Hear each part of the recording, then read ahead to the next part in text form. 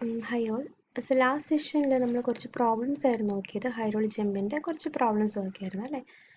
So ഈ ഒരു സെഷനിൽ നമ്മൾ മെയിൻലി ഒരു രണ്ട് ടൈപ്പ് പ്രോബ്ലംസ് നോക്കുന്നുണ്ട് കേട്ടോ. ഫസ്റ്റ് പ്രോബ്ലം നമ്മൾ ആദ്യം ചെയ്ത പ്രോബ്ലം പോലെയൊക്കെ ഇരിക്കും, കുറച്ച് എക്സ്ട്രാ കാര്യങ്ങൾ കണ്ടുപിടിക്കാനായിട്ടുണ്ടെന്ന് മാത്രമേ ഉള്ളൂ. A sluice gate discharges water into a horizontal rectangular channel. So rectangular channel ഒക്കെ നോട്ട് ചെയ്യാം. Rectangular channel with a velocity of 6 meter per second, that is v, and depth of flow 0.4 meters d. The width of the channel is 8 meters, that is b. Determine whether a hydraulic jump will occur. So ഇങ്ങനെ ഒരു question തന്ന് depth ഒക്കെ തന്നിട്ട് hydraulic jump occur ചെയ്യുമെന്ന് ചോദിച്ചു കഴിഞ്ഞാൽ എപ്പോഴും ഓർത്തോണം, ഫസ്റ്റ് സെക്ഷൻ ഡീറ്റെയിൽസ് ആണ് ഇപ്പോൾ തന്നിട്ടുള്ളത്. അപ്പോൾ എന്ത് ചെയ്യുക, എല്ലാം സഫിക്സ് 1 കൊടുക്കുക. പിന്നെ ഒരു d1 എന്ന് പറഞ്ഞൊരു ഡെപ്ത് തന്നിട്ടുണ്ട്. സോ ഹൈഡ്രോളിക് ജമ്പ് ഒക്കർ ചെയ്യുകയാണെങ്കിൽ ഈ d1ൻ്റെ വാല്യൂ എന്താണെന്ന് നേരത്തെ പറഞ്ഞായിരുന്നു. d1ൻ്റെ വാല്യൂ എപ്പോഴും എങ്ങനെയായിരിക്കണം? Should be less than critical depth. ആദ്യത്തെ ഡെപ്ത് എന്തായാലും ഏറ്റവും കുഞ്ഞു ഡെപ്ത് ആയിരിക്കും. ആ ഡെപ്ത് ക്രിട്ടിക്കൽ ഡെപ്തിനേക്കാളും കുഞ്ഞിതാണെങ്കിൽ മാത്രം, ചെറിയൊരു വാല്യൂ ആണെങ്കിൽ മാത്രമാണ് ഹൈഡ്രോളിക് ജമ്പ് ഒക്കർ ചെയ്യുള്ളൂ. Okay, so determine whether hydraulic jump will occur, and if so jump occur ചെയ്യുകയാണെങ്കിൽ, അതായത് സാറ്റിസ്ഫൈ ചെയ്യുകയാണെങ്കിൽ എന്താണ് if so, find its height and loss of energy per kilogram of water. So height means d2 minus d1 ആണ്. Then loss of energy, that is HL. HL, what is the equation for this HL? That is d2 minus d1 whole cube divided by 4 d1 d2. Also determine the power lost. Power lost in the equation, power lost in the hydraulic jump equation is, that is capital P is equal to rho g Q into what? Into HL ആണ് കേട്ടോ, into HL.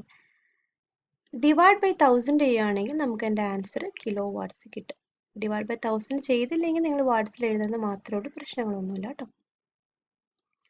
C first case നമ്മൾ ആദ്യത്തെ problem ചെയ്ത പോലെ തന്നെയാണ്. ആ കേസിൽ നമ്മൾ എന്തായിരുന്നു ക്രിട്ടിക്കൽ ഡെപ്ത് കാൽക്കുലേറ്റ് ചെയ്തായിരുന്നു അല്ലേ? അതുപോലെ തന്നെ നമുക്ക് വേണമെങ്കിൽ ഇവിടെ ക്രിട്ടിക്കൽ ഡെപ്ത് വേണമെങ്കിൽ കാൽക്കുലേറ്റ് ചെയ്യാം. പക്ഷേ ഈ ഒരു കേസിൽ ഞാൻ നേരത്തെ പറഞ്ഞായിരുന്നു, നമുക്ക് രണ്ട് ഓപ്ഷൻസ് ഉണ്ട്. ഒന്നെങ്കിൽ ക്രിട്ടിക്കൽ ഡെപ്ത് വെച്ചിട്ട് കമ്പയർ ചെയ്യാം, അല്ലെങ്കിൽ ആ ഫസ്റ്റ് സെക്ഷനിലെ ഫ്ലൂയിഡ് നമ്പർ 1നേക്കാളും വലിയൊരു വാല്യൂ ആണെന്ന് ചെക്ക് ചെയ്താലും മതി. നമുക്ക് രണ്ട് ഓപ്ഷൻസ് ഉണ്ട്. അപ്പോൾ നിങ്ങൾക്ക് ഇഷ്ടമുള്ള പോലെ ചെയ്യാം. ഒന്നെങ്കിൽ ഇപ്പോൾ ഇവിടെ ചെയ്തേക്കുന്നതെന്ന് പറഞ്ഞു കഴിഞ്ഞാൽ ക്യൂ ആണ് കാൽക്കുലേറ്റ് ചെയ്തേക്കുന്നത്. Small letter Q is equal to what? Is equal to 2.4 ആണ്. നമുക്ക് ഒറ്റയടിക്ക് വേണമെങ്കിൽ കണ്ടുപിടിക്കാം. Okay, that is Q by B ആണ്. ക്യൂ ബൈ ബി എന്ന് പറഞ്ഞാൽ എന്താണ്? A1 ഇൻറ്റു V1 ആണ്. Then A1 means B into D1 വരും. സോ ബിയും ക്യാൻസലൊക്കെ ചെയ്തിട്ട് നമുക്ക് നേരത്തെ പഠിച്ച ഇക്വേഷൻ തന്നെയാണ്. സ്മോൾ ടെ Q is equal to V1 D1 is equal to V2 D2. അപ്പോൾ ഈ കേസിൽ ഡയറക്റ്റ് V1 തന്നിട്ടുള്ളതുകൊണ്ട് നമ്മൾ എന്ത് ചെയ്യാണ്? അത് സബ്സ്റ്റിറ്റ്യൂട്ട് ചെയ്തിട്ട് ക്യൂ എന്താണെന്ന് കാൽക്കുലേറ്റ് ചെയ്തു. ഓക്കെ, ഇനി നമുക്ക് പിന്നെ ആവശ്യമൊക്കെ വന്നാലോ എന്ന് വിചാരിച്ചിട്ട് ക്യൂ കാൽക്കുലേറ്റ് ചെയ്ത് വെച്ചേക്കുവാണ്. ഒന്നെങ്കിൽ നമുക്ക് എന്ത് ചെയ്യാം, അപ്പം തന്നെ ക്രിട്ടിക്കൽ ഡെപ്ത് എന്താണെന്ന് കാൽക്കുലേറ്റ് ചെയ്യാം. ദാറ്റ് ഇസ് സ്മോൾ ടെ Q square by G raised to 1/3. നമ്മൾ പ്രോബ്ലം ചെയ്യാൻ നേരത്തെ നമ്മൾ പെട്ടെന്ന് ഹൈഡ്രോളിക് ജമ്പിൻ്റെ കേസിലുള്ള ക്രിട്ടിക്കൽ ഡെപ്തിൻ്റെ ഇക്വേഷൻ മറന്നു പോയെങ്കിൽ നമുക്കൊരു കാര്യം വേണമെങ്കിൽ ചെയ്യാം. എന്ത് ചെയ്താൽ മതി? ഫസ്റ്റ് സെക്ഷനിലെ ഫ്ലൂയിഡ് നമ്പർ എന്താണെന്ന് കാൽക്കുലേറ്റ് ചെയ്താലും മതി. അപ്പോൾ ഈ സ്റ്റെപ്പ് ഓർത്തോളം, പണ്ടത്തെ സ്റ്റെപ്പ് പോലെ തന്നെയാണ് ചെയ്യാൻ നേരത്തെ എന്തായാലും ഒരു 0.4നേക്കാളും വലിയൊരു ആൻസർ ആയിരിക്കും കിട്ടുകയുള്ളൂ. നിങ്ങൾക്ക് വേണമെങ്കിൽ ചെക്ക് ചെയ്ത് നോക്കാം. അപ്പോൾ since this D1 is less than DC, എന്താണ് ഹൈഡ്രോളിക് ജമ്പ് ഒക്കർ ചെയ്യുന്നത് എഴുതിയാൽ മതി. അല്ലെങ്കിൽ വേറെ ഓപ്ഷനാണ് ഫസ്റ്റ് സെക്ഷനിലെ ഫ്ലൂയിഡ് നമ്പർ എന്താണെന്ന് കാൽക്കുലേറ്റ് ചെയ്യുക എന്നുള്ളത്. So V1 by √G D1 എന്നാണ് ഫസ്റ്റ് സെക്ഷനിലെ fluid number. Just substitute this values. Okay, then we will get the answer as 3.02. Since the value of this fluid number is greater than 1, fluid number is, the first section is greater than 1, since the flow, so the flow is supercritical flow. Okay, so since the value of fluid number is greater than 1, we can say that the flow is supercritical. So supercritical flow അവിടെ occur ചെയ്യുന്നുണ്ടെങ്കിൽ, upstream സൈഡിൽ occur ചെയ്യുന്നുണ്ടെങ്കിൽ അവിടെ എന്തായാലും അത് stable ആവാൻ വേണ്ടി ഒരു ഹൈഡ്രോളിക് ജമ്പ് ഒക്കർ ചെയ്യും. ആ കാര്യം ഇവിടെ എഴുതി വെച്ചോണം. സോ രണ്ട് രീതിയിൽ നമുക്കത് പ്രൂവ് ചെയ്യാം, ജമ്പ് ഒക്കർ ചെയ്തു എന്നുള്ളത്. അപ്പോൾ നിങ്ങൾക്ക് ഏതാണ് സ്യൂട്ടബിൾ ആയിട്ടുള്ളത് അത് നിങ്ങൾക്ക് യൂസ് ചെയ്യാം. സോ ഇത് വെച്ചിട്ട് ചെയ്യുകയാണെങ്കിൽ എന്ത് ചെയ്യണം? നമ്മൾ സാധാരണ ചെയ്ത പോലെ തന്നെ ഈ ക്യൂയുടെ ഇക്വേഷനിലൊക്കെ സബ്സ്റ്റിറ്റ്യൂട്ട് ചെയ്ത് D2 കണ്ടുപിടിക്കാം. ഇനി ഒരു പ്രോബ്ലത്തിൽ ഞാനിവിടെ ഫ്ലൂയിഡ് നമ്പർ കണ്ടുപിടിച്ചിട്ടുള്ളത് കൊണ്ട് അതുപോലെ തന്നെ നമുക്ക് D2 ഫ്ലൂയിഡ് നമ്പറിൻ്റെ ടേംസിൽ അറിയാം അല്ലേ? ഇങ്ങനത്തെ ഒരു ഇക്വേഷൻ നമ്മൾ പഠിച്ചിട്ടുണ്ട്. അങ്ങനെ പഠിച്ചിട്ടുള്ളതുകൊണ്ട് നമ്മൾ എന്ത് ചെയ്യുകയാണ്, ഈ ഒരു ഇക്വേഷൻ നമ്മൾ യൂസ് ചെയ്യുകയാണ്. സോ ഇക്വേഷൻ നിങ്ങൾ യൂസ് ചെയ്യുമ്പോൾ ശ്രദ്ധിക്കുക, ഇവിടെ ഇക്വേഷൻ്റെ ഉള്ളിൽ ഈ സ്ക്വയർ റൂട്ട് നിങ്ങൾ ചെക്ക് ചെയ്ത് ഇത്രയും പോർഷനിൽ സ്ക്വയർ റൂട്ട് ഉണ്ടോ ഇല്ലയോ എന്ന് നിങ്ങളൊന്ന് ചെക്ക് ചെയ്തിട്ട് കണ്ടുപിടിക്കുക കേട്ടോ. എങ്ങനെ ചെയ്യുമ്പോഴാണ് നമുക്ക് ഈ ആൻസർ കിട്ടുക എന്ന് ജസ്റ്റ് ഒന്ന് ആലോചിക്കാം. സോ ഈവൻ ഈ ടെക്സ്റ്റിനകത്ത് പോലും ഇങ്ങനത്തെ മിസ്റ്റേക്സ് ഉണ്ട്. സോ ഈ സ്ക്വയർ റൂട്ട് എന്ന് പറഞ്ഞാൽ ഇവിടെ വരെ സ്ക്വയർ റൂട്ട് ഉള്ളൂ കേട്ടോ, -1 എന്ന് ജസ്റ്റേ ഉള്ളൂ. അപ്പോൾ അത് ആ ഇക്വേഷൻ ജസ്റ്റ് പ്രോപ്പറായിട്ട് പഠിച്ചിട്ട് സബ്സ്റ്റിറ്റ്യൂട്ട് ചെയ്ത് കഴിഞ്ഞാൽ നമുക്കൊരു 1.525 എന്ന് കിട്ടും. നിങ്ങൾ എല്ലാവരും ചെയ്ത് നോക്കണം. ഇങ്ങനത്തെ ഇക്വേഷൻസ് വരുമ്പോൾ ഒരു പ്രാവശ്യമെങ്കിലും കാൽക്കുലേറ്റ് ചെയ്തില്ലെങ്കിൽ തെറ്റിപ്പോവും. ഇത് കഴിഞ്ഞിട്ട് എന്ത് ചെയ്യാം, നമുക്ക് 3 കാര്യങ്ങൾ കാൽക്കുലേറ്റ് ചെയ്യണമെന്ന് പറഞ്ഞായിരുന്നു അല്ലേ? So first one is height of hydraulic jump. Okay, D2 - D1 ക്വസ്റ്റ്യനിലുണ്ട്. The next one is energy lost. Energy loss equation is D2 - D1 the whole cube divided by 4D1 D2. Just substitute the value and we will get the answer is 0.5835 meters. ഇനി per kilogram എന്ന് പറഞ്ഞാൽ നിങ്ങൾക്ക് വേണമെങ്കിൽ എഴുതാം kilogram of water എന്നൊക്കെ എഴുതാം. Just മീറ്റേഴ്സിൽ എഴുതിയാലും മതി. പിന്നെ പവർ ലോസിൻ്റെ ഇക്വേഷൻ്റെ ഉള്ളിൽ ഒരു HL എന്ന് പറഞ്ഞ ടേം ഉണ്ട്. ആ HLൻ്റെ പ്ലേസിൽ ഈ വാല്യൂ സബ്സ്റ്റിറ്റ്യൂട്ട് ചെയ്യുന്ന കാര്യം ജസ്റ്റ് ഒന്ന് ഓർത്തിരിക്കുക. പിന്നെ അതുപോലെ തന്നെ ഡിസ്ചാർജ് ഉണ്ട്. Discharge we know that discharge is equal to V into A ആണ് അല്ലേ? So is equal to V1 into A1. A1 എന്ന് പറഞ്ഞു കഴിഞ്ഞാൽ B ഇൻറ്റു D1 അല്ല, ജസ്റ്റ് സബ്സ്റ്റിറ്റ്യൂട്ട് ചെയ്തിട്ട് ഏരിയ എന്താണെന്ന് കാൽക്കുലേറ്റ് ചെയ്യുക. ജസ്റ്റ് സബ്സ്റ്റിറ്റ്യൂട്ട് ചെയ്യുമ്പോൾ നമുക്ക് ഈ പവറിൻ്റെ ഇക്വേഷൻ കിട്ടും. സോ ആദ്യമേ ഡിസ്ചാർജ് എന്താണെന്ന് കാൽക്കുലേറ്റ് ചെയ്യുക. ബാക്കിയുള്ള വാല്യൂസ് അറിയാം. വാട്ടർ ആയതുകൊണ്ട് ഡെൻസിറ്റി 1000 ആണെന്നൊക്കെ അറിയാം. ബാക്കിയെല്ലാം സബ്സ്റ്റിറ്റ്യൂട്ട് ചെയ്തിട്ട് ചെയ്യാനായിട്ടുള്ള പ്രോബ്ലമാണ്. ചിലപ്പോൾ ഒന്നേരം പറയാം, ചിലപ്പോൾ ഇതിൻ്റെ കൂടെ എഫിഷ്യൻസി ചോദിക്കാം. എഫിഷ്യൻസിയുടെ ഇക്വേഷൻ എന്തായിരുന്നു? Efficiency it equal to E2 - E1 എന്നാണ് ഇക്വേഷൻ. സോ E2 എന്ന് പറഞ്ഞു കഴിഞ്ഞാൽ ഓർത്തിരിക്കുക D2 + V2 square by 2G. അത് നിങ്ങളുടെ നോട്ടിനകത്ത് തന്നിട്ടുള്ളതാണ്. ആ പ്രോബ്ലം ഒന്ന് റെഫർ ചെയ്യുക, തന്നിട്ടുള്ളതാണെന്ന് വിശ്വാസം. സോ V2 കണ്ടുപിടിക്കാൻ എന്ത് ചെയ്താൽ മതി? ഡിസ്ചാർജ് ഒക്കെ നമുക്കറിയാം അല്ലേ? സോ ഡിസ്ചാർജ് നമ്മൾ ഓൾറെഡി കണ്ടുപിടിച്ചു. Discharge is equal to again is equal to what? A2 into V2 എന്നാണ് equation. A2 into V2. Okay, so V2 എങ്ങനെ കാൽക്കുലേറ്റ് ചെയ്യും? V2 is equal to Q by A2 എന്ന് വരും. A2 എന്ന് പറഞ്ഞാൽ എന്താണ്? B into D2. D2 already കണ്ടുപിടിച്ചിട്ടുണ്ടല്ലോ. So B നമുക്കറിയാം. സോ D2 അറിയാം. സോ B ഇൻറ്റു D2 വെച്ചിട്ട് A2 കാൽക്കുലേറ്റ് ചെയ്യുക. Q നമ്മൾ ഇങ്ങനെ കണ്ടുപിടിച്ചിട്ടുണ്ടായിരുന്നു. സോ അത് യൂസ് ചെയ്തിട്ട് എന്ത് ചെയ്യുക? ജസ്റ്റ് V2 കണ്ടുപിടിക്കുക. സോ E2 എന്ന് പറഞ്ഞു കഴിഞ്ഞാൽ ഇപ്പോൾ ഓർത്തിരിക്കുക D2 + V2 square by 2G. ഇനി E1 എന്ന് പറഞ്ഞാൽ എന്തായിരിക്കും? D1 + V1 square by 2G. ഇനി ഇൻറ്റു 100 ചെയ്യുകയാണെങ്കിൽ എഫിഷ്യൻസി പെർസെൻറ്റേജ് കിട്ടും. പിന്നെ ചോദിക്കാൻ ചാൻസ് ഉള്ള സ്ട്രെങ്ത് ഓഫ് ഹൈഡ്രോളിക് ജമ്പ് ആണ്. Is equal to D2 by D1. D2 അറിയാം, D1 അറിയാം. അങ്ങനെ കുറേ ഇക്വേഷൻസ് തന്നിട്ടുണ്ട്. അതിനകത്ത് ഏത് വേണമെങ്കിലും ചോദിക്കാം. ഇക്വേഷൻസ് അറിഞ്ഞിരുന്നാൽ മാത്രമാണ് നമുക്ക് പ്രോബ്ലം കംപ്ലീറ്റ് ആയിട്ട് ആൻസർ ചെയ്യാനായിട്ട് പറ്റുള്ളൂ. ഇനി അടുത്ത ഈ ടൈപ്പ് ഒരു പ്രോബ്ലം ചെയ്യിപ്പിക്കാൻ പോകുന്ന പ്രോബ്ലം വളരെ ഇമ്പോർട്ടൻ്റ് ആണ്. ഫ്രീക്വൻ്റ് ആയിട്ട് യൂണിവേഴ്സിറ്റി ക്വസ്റ്റ്യൻ പേപ്പർ കാണുന്നൊരു പ്രോബ്ലമാണ്. The hydraulic jump forms at the downstream എൻഡിൽ, സ്പിൽവേയുടെ ഡൗൺസ്ട്രീം എൻഡിൽ ഒരു ഹൈഡ്രോളിക് ജമ്പ് ഫോം ചെയ്യുന്നുണ്ട്. സബ്സ്ട്രീം ഉണ്ട്, ഇത് ഡൗൺസ്ട്രീം ആണ്, ഇത് അപ്സ്ട്രീം ആണ് കേട്ടോ. End of spillway carrying 17.93 m3/s discharge. Okay, m3/s ആണോ ചെക്ക് ചെയ്യുക. ലിറ്റേഴ്സ്/സെക്കൻഡ് ആണെങ്കിൽ എന്ത് ചെയ്യണം? ഇൻറ്റു 10⁻³ ചെയ്യുന്ന കാര്യം ഓർക്കുക കേട്ടോ. If the depth before the jump is 0.8 meter, depth before the jump എന്ന് പറഞ്ഞാൽ എന്തായിരിക്കും? ജമ്പിന് മുമ്പുള്ള ഡെപ്ത് ഏതാണ്? D1 ആണ്. Determine the depth after the jump കഴിഞ്ഞിട്ടുള്ള ഡെപ്ത് എന്ന് പറഞ്ഞു കഴിഞ്ഞാൽ D2 എന്താണെന്ന് കാൽക്കുലേറ്റ് ചെയ്യണം. And energy